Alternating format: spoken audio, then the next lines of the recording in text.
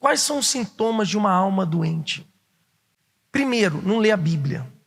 Toda pessoa que tem a alma doente, ela não tem o hábito de quê? De ler a Bíblia. Toda pessoa que tem a alma doente, ela não lê a Bíblia. Aí, não lendo a Bíblia, ela não vai ouvir a voz de Deus. E ela acaba rejeitando Deus, resistindo a Deus. Deus está sempre falando com a gente.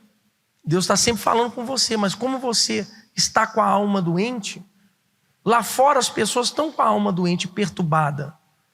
Então a pessoa, quando tem a alma doente, ela tem maus olhos, coração sujo, malícia, tristeza permanente. Você vê que tem gente, ela pode viajar, pode ir para Dubai, pode ir para os Estados Unidos, pode ir para as praias, pode ir aqui para o litoral, pode ter tudo. Mas a pessoa que tem a alma doente, ela tem uma tristeza profunda, 24 horas. Porque o problema da alma doente começa primeiro no físico.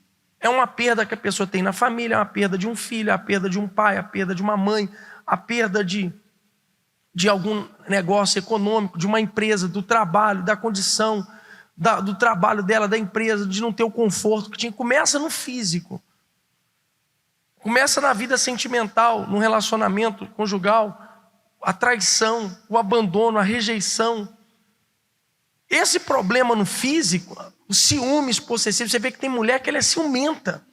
O marido dela não pode olhar para o lado. Tem homem que é ignorante, é bruto, é estúpido com a esposa. Por quê? Isso é um problema da alma, mas começou no físico. Começa no físico, depois vai para a alma. Aí a pessoa tem maus olhos, a pessoa tem um vazio dentro de si, a pessoa não tem amor pelo próximo, nem por si mesmo. Aí começa a mutilar. Tem as mutilações, não só mutilação física, tem a mutilação espiritual. Porque a pessoa começa a se martirizar de tal forma, condenar todo mundo e se autocondenar, achando que não tem mais jeito. E tem gente dentro da igreja que está nessa situação. Ela vive num luto inconsolável. Mesmo na igreja, ela não está mais lá fora no mundo. Ela está dentro da igreja, mas ela vive um luto inconsolável. É algo que não tem consolo. E não adianta resolver o problema externo. Pagar as dívidas, resolver o problema do marido com a esposa, o casamento, os filhos, se não resolver o problema interno. Porque nada do exterior consegue mudar o interior, mas é o interior que transforma o exterior. Então o que isso acontece? É como um câncer. Quando você tem um câncer e começa a tratar ele no começo, a recuperação, humanamente falando. Dependendo da gravidade, vira uma metástase. E se espalha para todo o corpo. E tem gente que está assim, ela tem uma metástase espiritual, já espalhou por todo o corpo dela. Já espalhou por ela é nervosa, ela é implicante, ela briga, ela discute, é prisioneira das coisas da internet. Ela mergulha no mundo da promiscuidade, da libertinagem, nomofobia, enofômica. Isso aí é uma praga na vida das pessoas. A pessoa fica o dia inteiro com o celular, sabendo as coisas da terra. Notícia de tudo, da televisão, de artista, de famoso, das pessoas. Enofômico. A pessoa está escrava. Ela não faz um exercício, ela não se cuida, ela não cuida da alimentação. A vida dela é prisioneira disso aí. E quando a pessoa tem a alma doente também, a vida dela é prisioneira até não se alimentar. Até no corpo físico dela. Ela não consegue se libertar de certos hábitos, de certas atitudes, de certas pessoas. A pessoa que é doente de alma, ela é possessiva. Ela é apegada às coisas da terra. E isso só vai matando. É uma destruição total. Não tem controle. Até o diabo levar a alma daquela pessoa para o inferno. A pessoa chegar à morte e ir para o inferno. E tem gente lá fora que é assim. Mas tem gente dentro da igreja que é assim também. Por causa de um pecado. Você vai no médico, você tem que falar para o doutor, eu estou com dor aqui. Ele vai examinar naquele local. Você não pode esconder o pecado. Você tem que falar, pôr para fora, falar para Deus. Fora aquelas pessoas que têm mágoa. E ela nutre essa mágoa, essa decepção, um trauma do passado, um complexo, um vazio. Ela é rancorosa, é triste. É uma tristeza profunda. E a pessoa não tem vida.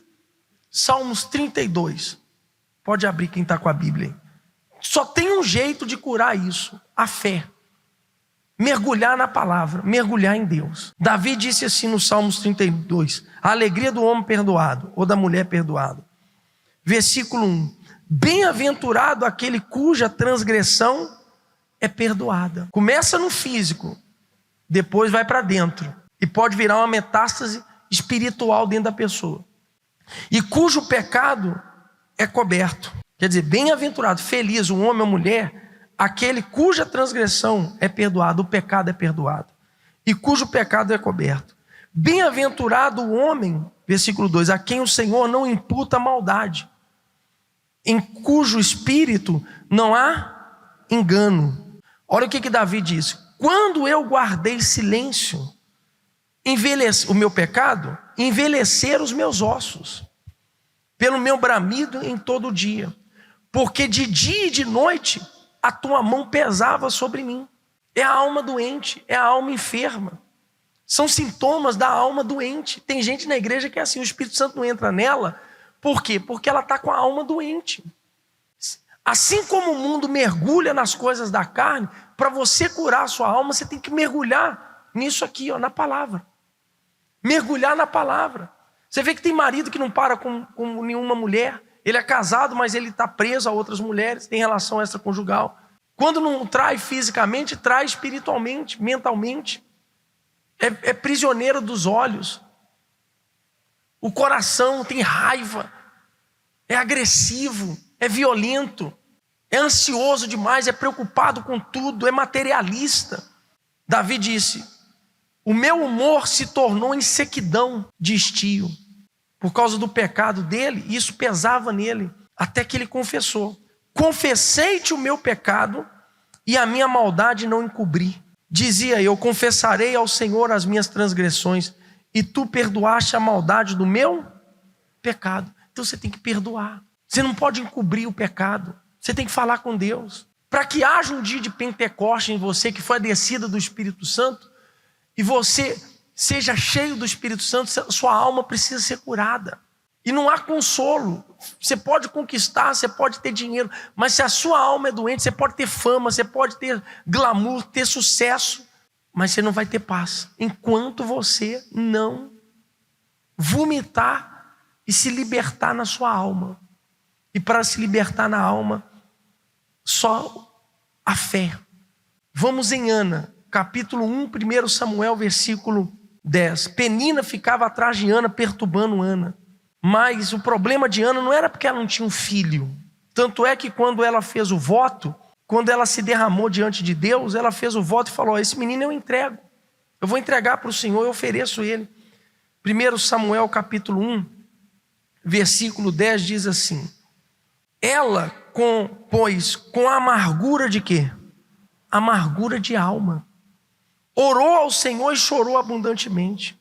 Versículo 11, e fez um voto, dizendo: Senhor dos exércitos, se benignamente atentares para a aflição da tua serva e de mim te lembrares, e da tua serva não te esqueceres, mas a tua serva deres um filho homem, ao Senhor o darei todos os dias da sua vida, e sobre a sua cabeça não passará navalha. Aí nasceu Samuel, o profeta Samuel. Então o problema de Ana não era porque o ventre dela era seco, era uma mulher estéril, e o ventre dela era seco. Como o seu problema não é falta de dinheiro, como o seu problema não é a falta de amor, de não ter um marido, de não ter uma esposa, como o seu problema não é porque você não tem estudo, porque você não tem faculdade, porque você nasceu num berço pobre, ou porque você veio de uma maldição hereditária, sanguínea dos seus antecedentes ou descendentes. Problema não é isso. Tudo isso é consequência, que atinge primeiro no físico, porque Penina ficava importunando ela, porque ela dava filho para o marido dela, para Eucana, e Ana não conseguia dar filhos para Eucana, mas Eucana amava Ana, e Penina ficava perturbando ela. Mas o problema dela era a amargura de alma, era a amargura da alma que ela tinha, até que ela fez um voto de entregar a vida dela e mergulhou, foi sincero, falou com Deus a verdade. Versículo 15, porém Ana respondeu: não, Senhor, meu. Eu sou uma mulher atribulada de espírito. Nem vinho, nem bebida forte tenho bebido. Porém, tenho derramado o quê? A minha alma perante o Senhor. Pronto. Aí veio a solução. Quando ela derramou a alma dela, ela ficou curada. O que está te perturbando? O que te deixa aflito, com amargura de alma? O que te deixa atormentado, desorientado, em desespero? Então, você como vai no médico, tem que falar para o doutor e o doutor te dá a receita, você vai falar para Deus. Qual tem sido a sua amargura? O que você não consegue se libertar? Porque nada resolve, nada externo resolve o problema interno, a não ser que a pessoa faça como Ana.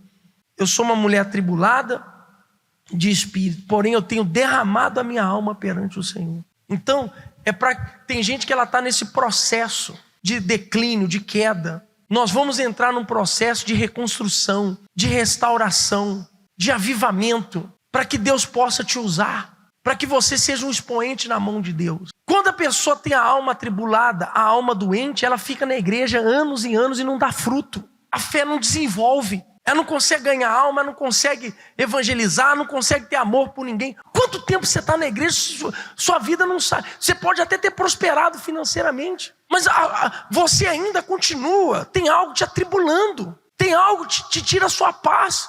Você não consegue desenvolver a sua fé. Mas quando a pessoa mergulha no mundo espiritual, e há um Pentecostes, há um avivamento. Estevão viu o céu aberto, e os anjos viu a glória do Pai. Se você quer deixar de ser uma pessoa atribulada, amargurada, se entrega para Ele. Mergulha no oceano do Espírito. Quanto tempo você vai ficar na igreja? Era para ser mestre, está precisando ainda que alguém te ensine. Que isso que engerça é o pecado, que às vezes você não confessou. E às vezes o diabo fica intimidando você, e você pensa assim, não, olha, eu não tenho esse poder, eu não tenho essa autoridade. Tem sim. Se confessar o pecado, Ele é justo e fiel para nos perdoar e nos purificar. 1 João capítulo 1, versículo 9. Nos purificar de toda injustiça. Está lá escrito. Se confessarmos os nossos pecados, Ele é fiel e justo para nos perdoar os pecados e nos purificar de todo. Quer dizer, você está livre. Romanos 8:1. Não há condenação para aqueles que estão em Cristo Jesus. Você pode andar de cabeça erguida. Portanto, agora nenhuma condenação há para os que estão em Cristo Jesus. Não importa o que você fez, você matou, roubou, adulterou, prostituiu, prejudicou a vida dos outros. Se você confessa, se você derrama a tua alma como Ana derramou, o que aconteceu com Ana? Ela ficou curada. Depois ela teve mais 5 filhos. Depois do profeta Samuel, ela teve mais 5 filhos. Ela tinha um ventre seco.